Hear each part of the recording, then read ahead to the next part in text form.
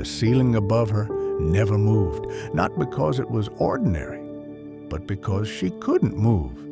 Her body was trapped in plaster. Her spine was broken. Every breath hurt.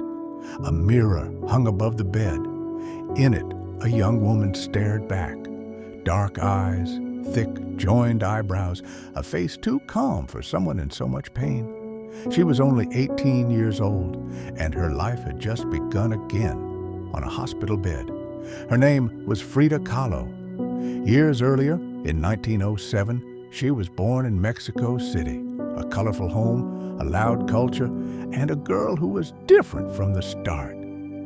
At 6 years old, polio attacked her body. One leg grew thinner than the other. Children mocked her. Frida learned something early: stand strong, even when your body doesn't. She wasn't meant to be a painter. Her dream was medicine. She was sharp, curious, rebellious, until one ordinary day shattered everything: a crowded bus, a streetcar, and a collision so violent it rewrote her fate. A metal handrail pierced her body. Bones shattered. Organs were damaged. Doctors said it was a miracle she survived. No one talked about how she would live after. Months passed on her back. Silence. Pain that never fully left. That's when painting entered her life, not as art, but as survival. Her father brought her paints. A mirror was placed above her bed. Frida looked at herself and began painting the one subject she knew best: herself. Self-portraits became her language, because she was often alone, and because her own face held every emotion she needed to tell.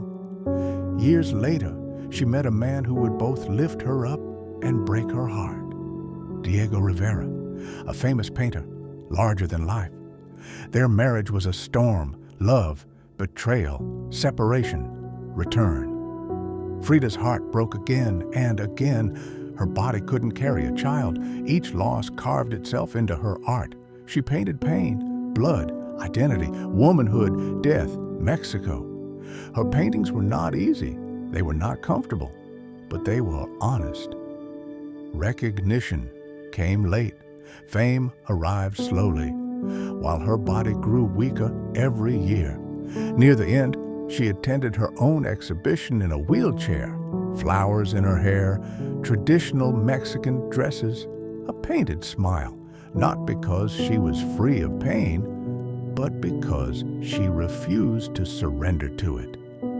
Frida Kahlo died at 47, after years of surgeries, suffering, and struggle. But something about her never broke.